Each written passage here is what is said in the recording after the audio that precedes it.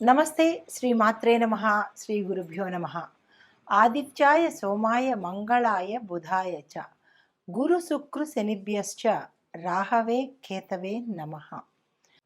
తదుపరి రాశి కన్యరాశి. ఈ కన్యరాశిలో ఉన్నవారికి ఈ కుజ సంచారం వల్ల బుధుడు కుజుడు కలిసి ఎలాంటి ప్రభావాన్ని చూపిస్తున్నారు ఏ రంగంలో ఉన్నవారికి అంటే కనుక ఉద్యోగస్తులకు విధులలో అంటే మీ రంగంలో ఉన్నవారికి మీ యొక్క పనిలో విపరీతమైన ఒత్తిడిని కలగజేస్తాడు. మానసిక అశాంతి, తీవ్రమైన స్ట్రెస్సు, దానివల్ల మానసిక ఆందోళన, మరికొంతమందికి ఉద్యోగం మానేద్దామా అన్న ధోరణిలోకి వెళ్ళిపోయే పరిస్థితి, టెన్షన్సు, దానివల్ల బీపీలు పెరగడాలు, టార్గెట్లు పూర్తి చేయలేని పరిస్థితి, ఇలాంటి గందరగోళ పరిస్థితిని కలగజేస్తున్నాడు కుజుడు అనమాట. దీనికి మీరు పరిహారం చేయించుకోవడం, స్ట్రెస్ తగ్గించుకోవడము, ఇలాంటి పనులు చేసినట్టయితే కనుక ఒకంత లాభం కలిగే అవకాశం ఉంది. తర్వాత వ్యాపారస్తులకు మీకు కాంపిటీటర్స్ ఎక్కువ పెరిగిపోతుంటారు. మీరు పెట్టిన దగ్గరే మరొకళ్ళు మీలాంటి ప్రోడక్ట్సే పెట్టడము, మీరు పెట్టిన వ్యాపారమే మీ ఎదురుకుండానో మీ పక్కనో స్టార్ట్ చేయడము, ఇలాంటి పనులు చేయడం వల్ల మీకు ఏమవుతుంది, కాంపిటీషన్ పెరిగిపోతుంది. వాళ్ళు హైరేలోకి వెళ్ళిపోతుంటారు, మీరు డౌన్ఫాల్ అయ్యే పరిస్థితి కనబడుతుంది. అప్పుడు మీరు తట్టుకుని నిలబడలేని పరిస్థితి రావచ్చు. కాబట్టి దానికి సంబంధించిన పరిహారాలు మీరు చేసుకోండి. పెట్టుబడులు పెట్టాలి అంటే కనుక ఆచితూచి ప్రవర్తించండి. లేదు వ్యాపార విస్తరణ చేయాలంటే కనుక మీ పక్కన అంటే మీ చుట్టుపక్కల కానీ వేరే ప్రదేశాల్లో కానీ మీకు సంబంధించినటువంటి సేమ్ ఎగ్జాక్ట్ ఇదే వ్యాపారం కనుక ఎవరైనా చేస్తుంటే కనుక కొంచెం జాగ్రత్తలు పాటించుకుంటూ వేరే ప్రదేశంలో కానీ వేరే వీధిలో కానీ అలాగా కొంచెం డిస్టెన్స్లో కనుక మీరు పెట్టుకున్నట్టయితే నష్టాలు బారి పడకుండా ఉండే అవకాశం కనబడుతోంది. దానికి తగిన జాగ్రత్తలు తీసుకోండి. అయితే ఆరోగ్యానికి సంబంధించి కనుక చూసినట్టయితే కడుపుకు సంబంధించిన జీర్ణ వ్యవస్థకు సంబంధించిన రుగ్మతలు, ప్రమాదాలు, ఆపరేషన్లు జరిగే పరిస్థితి, దీనితో పాటుగా కీళ్లకు సంబంధించినటువంటివి లార్జ్ ఇంటెస్టైన్, స్మాల్ ఇంటెస్టైన్ అంటే పెద్ద ప్రేవులు, చిన్న ప్రేవులకు సంబంధించినటువంటి ఏవైనా సమస్యలు వచ్చే అవకాశం ఉంది. అది ఎందువల్ల వస్తుంది అంటే కనుక మీరు తినే ఆహారంలో కానీ, మీరు పాటించే డైట్లో కానీ, లేదా మీరు చేసుకునే లైఫ్ స్టైల్ని బట్టి కూడా అంటే ఇర్రెగ్యులర్గా తినడము, ఎక్కడ పడితే అక్కడ తినడము, ఏది పడితే అది తినడము, ఇలాంటివన్నీ చేసినట్టయితే కనుక ఇటువంటి జీర్ణ సంబంధితవి, కాలేయానికి సంబంధించినవి వస్తాయి. మరి తప్పదు కదా, ఎక్కడ పడితే అక్కడ తినేస్తూ, ఏది పడితే అది తినేస్తూ, కడుపు ఉంది కదా అని వేసేస్తూ ఉంటే మరి దాని పని అది చేసుకుంటుంది కదా మరి. కాబట్టి మీ యొక్క ఆహారం పట్ల, మీరు తినే తిండి పట్ల, మీ యొక్క వ్యవహార శైలి పట్ల కూడా మీరు జాగ్రత్తలు తీసుకున్నట్టయితే కనుక ఇది అంటే మన వైద్యపరంగా చూసినట్టయితే, మరి జ్యోతిషపరంగా చూసినట్టయితే కుజుడికి సంబంధించిన పరిహారాలు తప్పనిసరిగా చేసుకోండి. అయితే దానికి సంబంధించింది ఏంటంటే మంగళవారం రోజు ఎవరికైనా స్వీట్స్ పంచండి. తీపి పదార్థాలు ఎవరైనా పేదవాళ్ళకి కావచ్చు, పిల్లలకి కావచ్చు, మంచి స్వీట్ పదార్థాలు పంచండి. కక్కుర్తిపడి ఏ రోడ్డు మీదో అమ్మినవో, లేదంటే సైడ్ కాలువల దగ్గర అమ్మినవో, తక్కువలో వస్తున్నాయనో అలాంటివి మాత్రం పనులు చేయకండి. ఆ పాపాలు మరింక పెరిగే అవకాశం ఉంటుంది. కాబట్టి అలాంటివి కాకుండా ఇచ్చేది మంచివి చూసి మిఠాయిలు కనుక పిల్లలకి కానీ పెద్దవాళ్ళకి కానీ పంచినట్టయితే విశేషమైన ఫలితాలు పొందే అవకాశము, అది కూడా మంగళవారం నాడే సుమా. దీనితో పాటు ప్రతి మంగళవారము ఆంజనేయ స్వామి ఆలయ దర్శనం చేసుకోవడం ఒక నియమంగా పెట్టుకున్నట్టయితే ఆ స్వామివారి యొక్క అనుగ్రహము, కుజుడి యొక్క తీవ్రతను తప్పించుకునే అవకాశము కనబడుతుంది. ఇవి జ్యోతిష్యపరంగా నేను గోచార రీత్యా చెప్పే ఫలితాలు, పరిహారాలు. మీకు ఇంకా తెలుసుకోవాలి, మీ జాతకంలో కుజుడు ఏ స్థానంలో ఉన్నాడు, ఏ బాధలు మీరు పడుతున్నారు అనే అంశం తెలుసుకోవాలంటే కనుక జాతక పరిశీలన తప్పనిసరిగా చేయించుకోండి. ఇవి ఈ రాశి వారికి చెప్పదగిన ఫలితాలు. మనకి ఖగోళ శాస్త్రంలో దృక్పంచాంగం ప్రకారము, జ్యోతిష్య ప్రకారము 9 గ్రహాలు మనకి ద్వాదశ రాసులు ఇలా విభజించబడి ఉన్నాయి.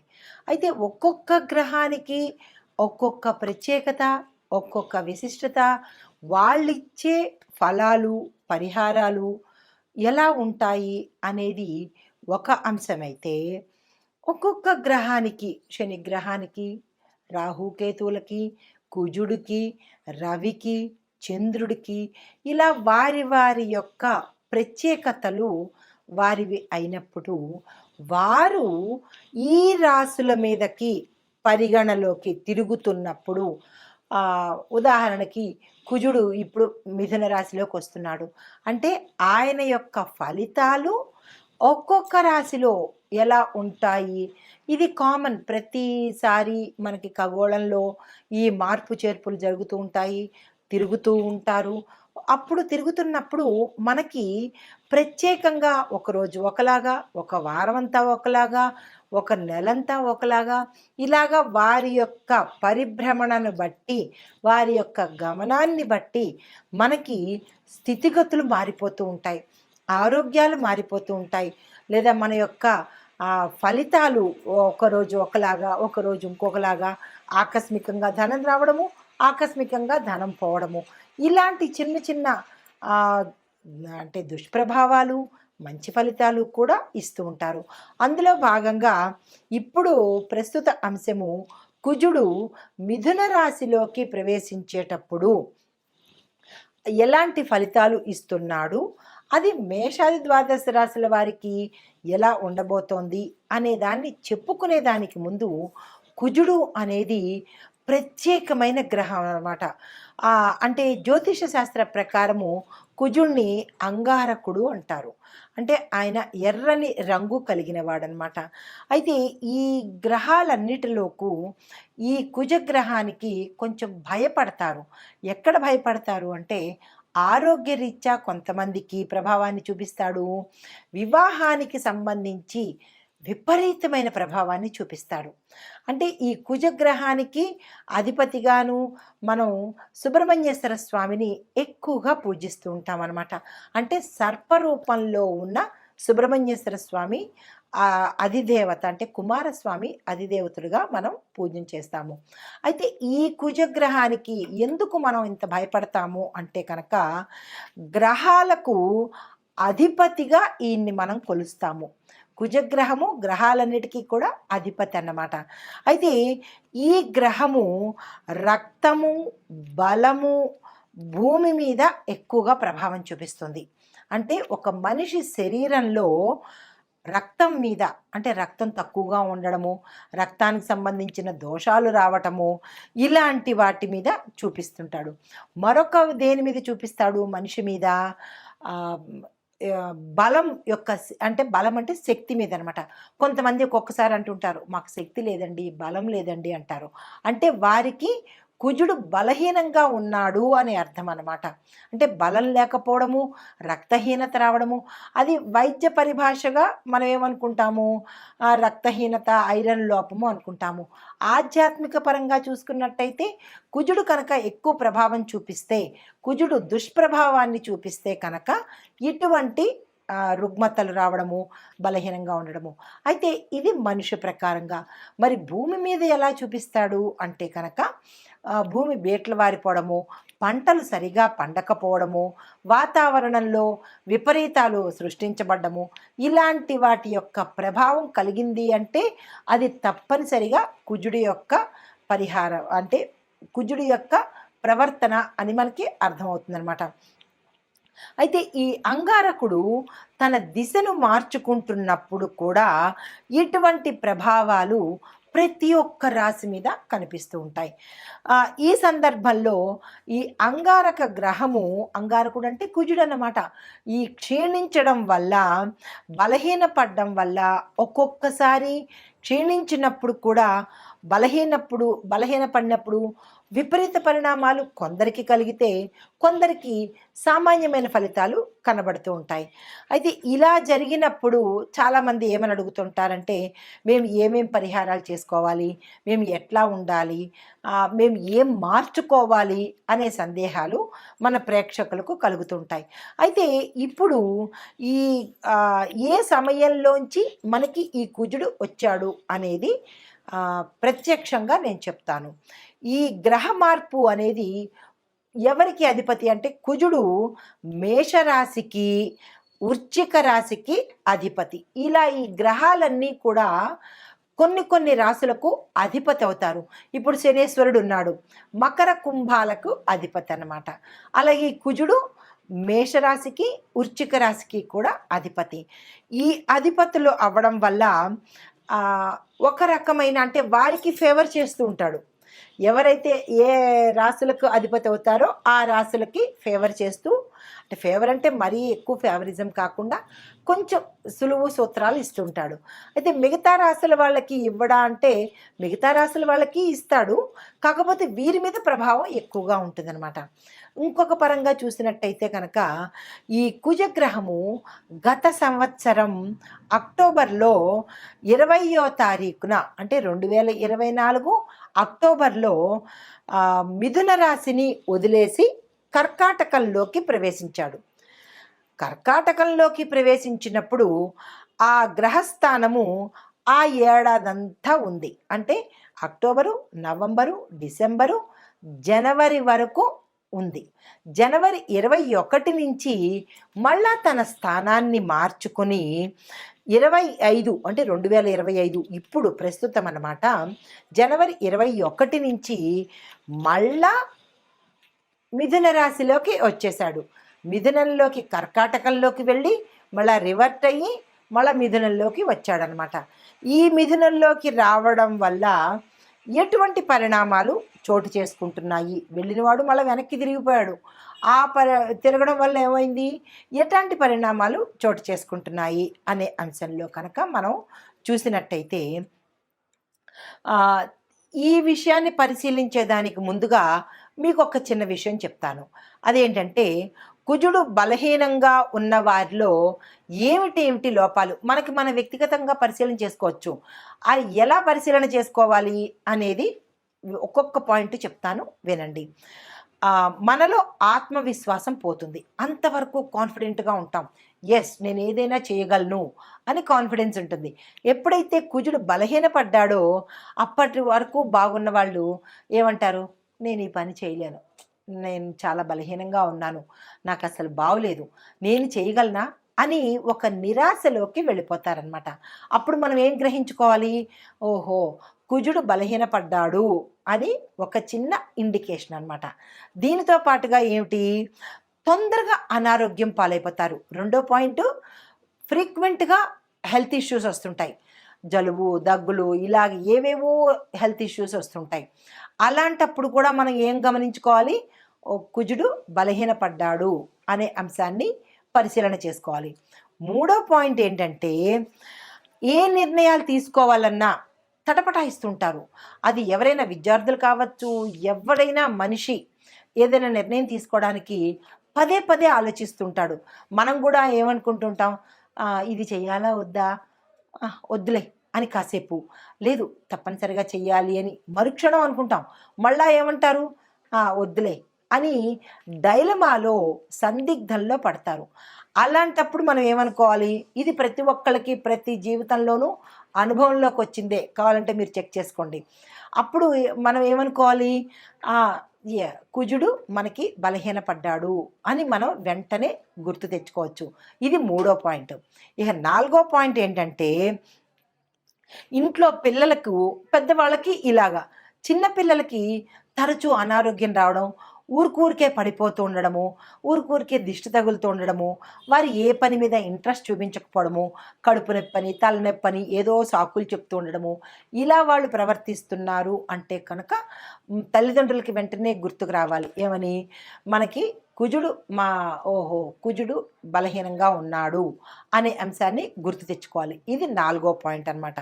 అయితే శరీరంలో కొంతమందికి రక్తము తగ్గిపోతూ ఉంటుంది. రక్తం ఎప్పుడైతే తగ్గిపోయిందో వైద్యపరంగా ఏం చెప్తాం? ఎనీమియా వచ్చేసింది, వీళ్ళకి రక్తహీనత వచ్చింది అని డాక్టర్లు చెప్తారు. కానీ డాక్టర్లు ఏం చెప్తారు? మందులు చెప్తారు తప్ప వాళ్ళకి ఆధ్యాత్మిక పరంగా తెలియదు కదా, జ్యోతిష్యపరంగా తెలియదు కదా. జ్యోతిష్యపరంగా మేమేం చెప్తాము అంటే, కుజుడు బలహీనపడ్డాడు కాబట్టి కుజుడికి సంబంధించిన గ్రహాలు శాంతి చేయించుకుంటే, ఎందుకు? కుజుడు రక్తం మీద ప్రభావాన్ని చూపిస్తాడు కాబట్టి దానికి సంబంధించిన పరిహారాలు చేసుకోవాలి. అది తప్పనిసరిగా మనకి జాతకంలోనే బయటపడుతుంది. డాక్టరు నాడి పట్టుకుంటేనో, స్టెత్ పట్టుకుంటేనో, కళ్ళు చూస్తేనో రక్తం లేదు అని చెప్తాడు. జ్యోతిష్యులు ఏం చెప్తారు? జాతక పరిశీలన చెయ్యంగానే అందులో మీకు కుజదోషం ఉంది కాబట్టి మీకు ఈ పరిస్థితులు వస్తున్నాయి అనే అంశాన్ని చెప్తారు. అంటే ఇటు వైద్యపరంగానూ కరెక్టే, ఇటు ఆధ్యాత్మిక పరంగానూ కరెక్టే.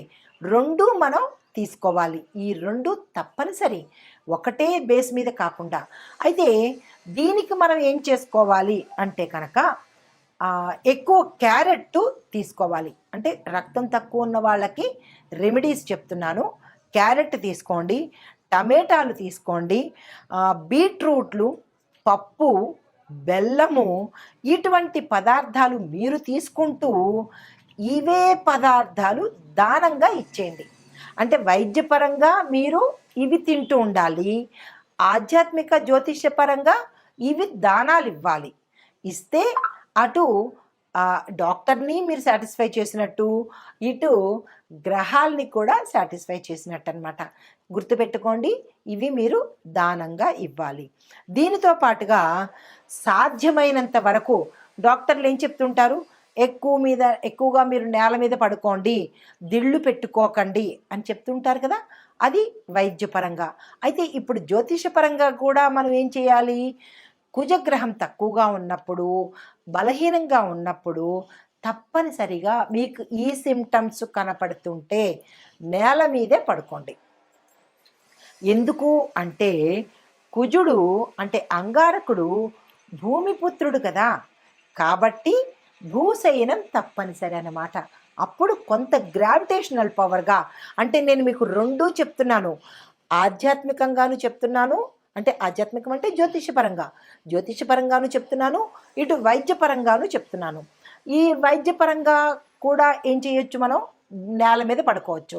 నేల మీద ఎందుకు అంటే భూమికి గ్రావిటేషన్ పవర్ ఉంటుంది కాబట్టి మనలో ఏదైనా శక్తిహీనత ఉంటే, వెంటనే నెగిటివిటీ ఉంటే అది భూమి తీసేసుకుంటుంది అనమాట. ఆ పరంగా భూమి మీద పడుకోమని చెప్తారు.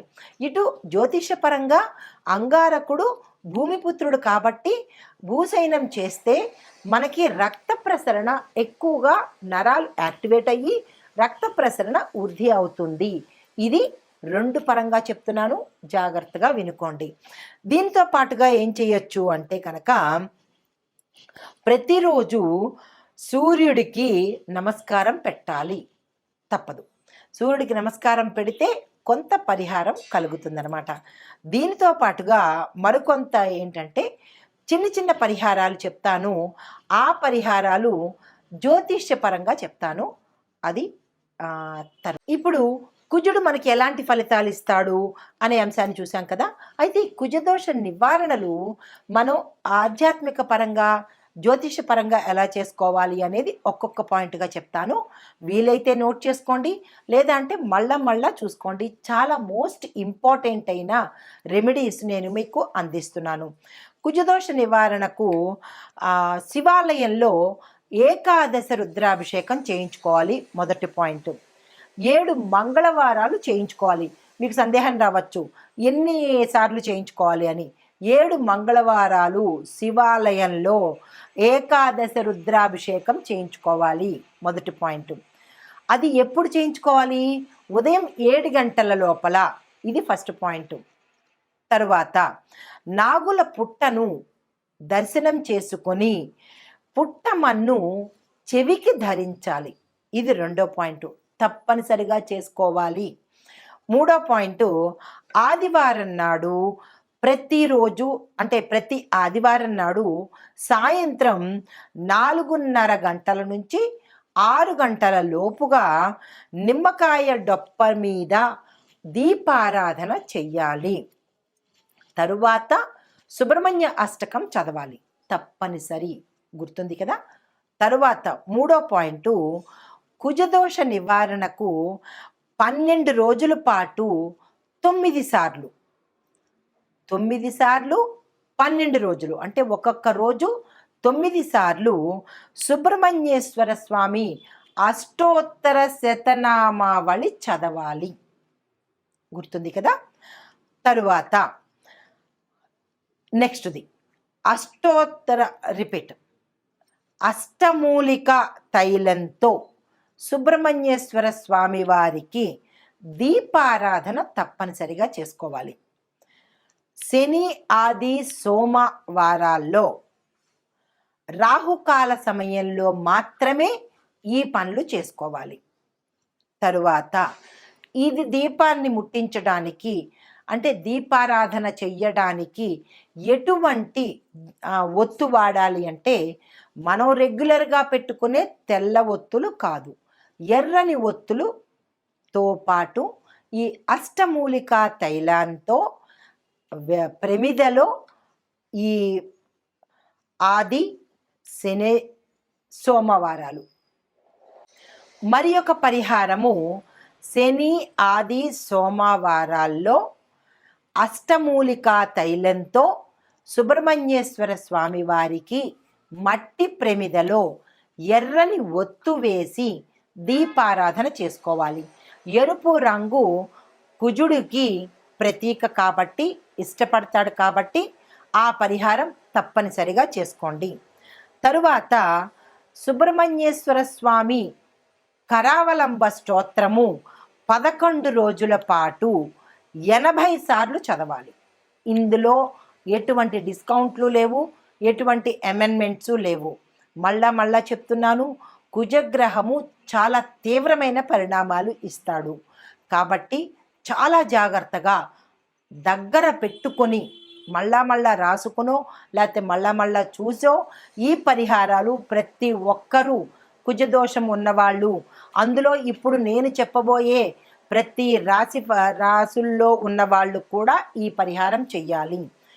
సుబ్రహ్మణ్య కరావలంబ స్తోత్రం 11 రోజుల పాటు ప్రతి ఒక్క రోజు 80 సార్లు తప్పనిసరిగా చదవాలి.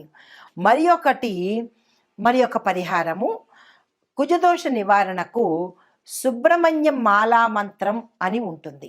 దాన్ని 42 రోజుల పాటు రోజుకు ఒక్కసారి తప్పనిసరిగా చదవాలి. ఇప్పుడు ఇంత వివరంగా చెప్పాను కదా. ఈ పరిహారాలు మీరు ఎక్కడ రాసుకుంటారో రాసుకోవడమో వినడమో చేసుకుని ఈ పరిహారాలు కుజదోషం ఉన్నవారు మీ జాతక పరిశీలన చేయించుకుని తప్పనిసరిగా ఈ పరిహారాలు చేయాలి. ఇందులో డిస్కౌంట్స్ కానీ అమెండ్మెంట్స్ కానీ ఎటువంటి కన్సెషన్స్ కానీ ఉండవు. ఇప్పుడు కుజగ్రహము మిథున రాశిలోకి ప్రవేశించడం వల్ల మొత్తం మీద ఒక్కొక్కరికి ఎలా ఉండబోతోంది అంటే, అన్ని రాశుల వాళ్ళకి ఉద్యోగస్తులకు ఒత్తిడి పెరుగుతుంది కానీ కొత్త అవకాశాలు వస్తాయి.